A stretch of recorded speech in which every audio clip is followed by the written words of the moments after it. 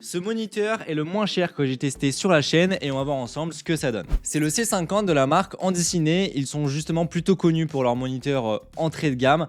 Celui-ci est aux alentours des 200 €, voire même un petit peu moins, ce qui est clairement super abordable pour un moniteur caméra avec ces specs là. Généralement un bon moniteur ça coûte clairement plus cher, 300, 400 voire même 900 € pour ce Atomos Ninja 5 qui est d'ailleurs aussi un moniteur enregistreur et c'est un petit peu la référence sur le marché.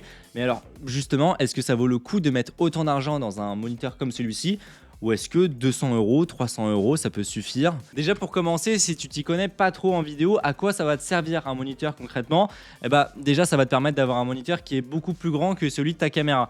Ici on est d'ailleurs sur 5,5 pouces, ce qui est le standard dans les moniteurs. Après on a également des modèles qui sont plus gros, mais là ça devient aussi beaucoup plus lourd et encombrant au-dessus de sa caméra. Donc 5 pouces, 5,5 c'est un peu le bon compromis et ça va également te permettre d'avoir plein d'assistance à la prise de vue, notamment des outils d'exposition, de cadrage, la loupe pour pouvoir voir si tu es bien net. Bref, un tas de choses qui sont vraiment pratiques en vidéo. Et d'ailleurs, je ne l'ai pas précisé, mais si l'écran de ton boîtier ne se retourne pas et tu as envie d'avoir un retour à l'avant de ta caméra, c'est qu'avec un moniteur que tu vas pouvoir faire ça. Ou avec d'ailleurs un petit retour sans fil sur le téléphone. Sur ce, on est parti pour le test. Alors je précise quand même qu'il m'a été envoyé par la marque, mais je suis complètement libre de dire tout ce que je veux dessus. Donc si c'est pas ouf, je te le dirai. Bon déjà, bon point, le moniteur est livré dans cette petite housse de transport. Ça c'est cool parce que c'est pas toujours le cas. On va avoir une très grosse batterie NPF, donc ça c'est un type de batterie universelle dans le monde de l'audiovisuel. Et ce qui est cool, c'est que tu peux la recharger directement en USB-C. On n'a pas besoin d'avoir un chargeur et tu peux même vérifier le niveau de batterie. C'est vraiment bien. On a un pare-soleil, câble HDMI et ce petit U en métal qui va te permettre de fixer le moniteur directement au-dessus de ta caméra. Maintenant, la qualité de fabrication,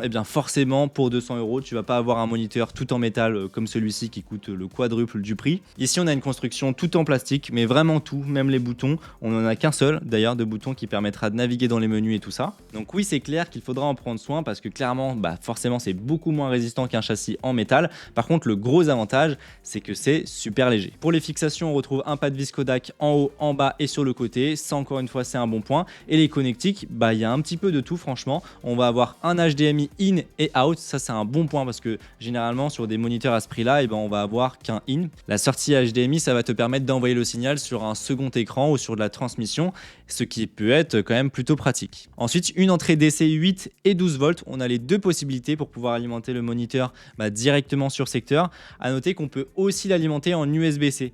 Et ça, c'est quand même très pratique. Un port casque et carte SD pour pouvoir importer directement tes propres luttes dans le moniteur. Maintenant, le plus important, l'écran. Comme je te le disais, on est sur une taille de 5,5 pouces. La dalle est tactile, ça fonctionne pas extrêmement bien, mais ça marche. Et puis on a toujours bien sûr le petit bouton si jamais il pleut en extérieur. Par contre attention, s'il pleut il faudra le protéger parce que c'est pas étanche. L'un des points les plus importants sur un moniteur c'est la luminosité de l'écran et ici on est sur 1600 nits, ce qui est quand même très bien pour un moniteur à ce prix là. Et même sur des moniteurs beaucoup plus chers comme un Atomos Ninja 5 qui coûte dans les 900 €, et bien ici sur cette génération il me semble qu'on monte pas au-dessus de 1000 nits.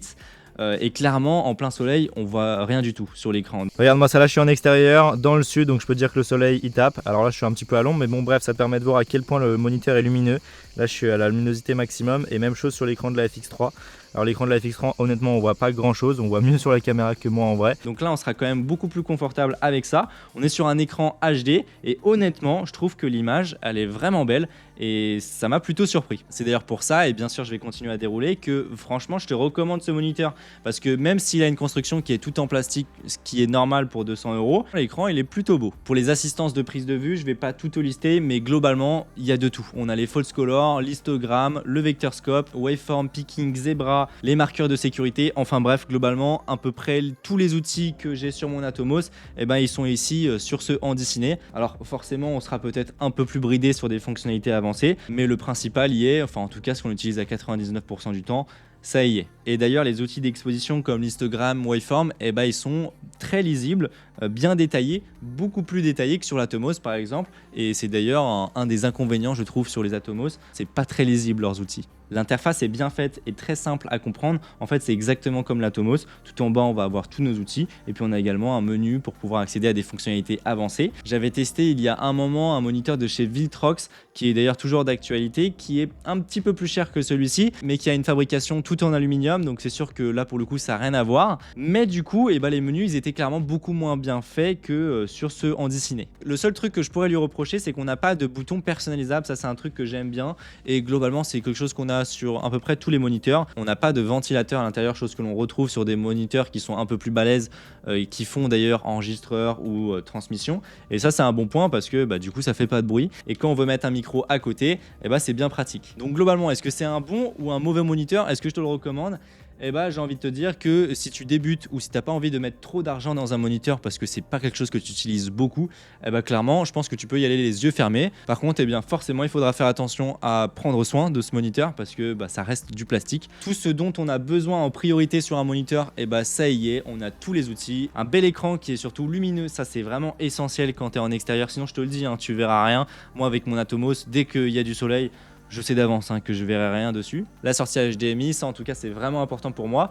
Et puis un petit détail con, mais que je n'ai pas sur mes deux moniteurs là, et ça me manque. Le fait de pouvoir alimenter sur USB-C, c'est un bon point. Et si tu es en tournage et tu as oublié ta batterie, je pense que tu trouveras forcément une petite alimentation USB-C pas loin. Donc voilà, mis à part la qualité de fabrication en plastique, mais encore une fois, il me semble que je connais aucun moniteur qui est en métal à ce prix-là. Je te mets tous les liens dans la description. N'hésite pas à me dire si tu as déjà utilisé un moniteur de chez Andisciné et quel est ton retour. Mets un pouce bleu, c'est vraiment super important pour soutenir mon travail. Abonne-toi et puis sur ce, on se retrouve pour une prochaine vidéo. Allez, salut!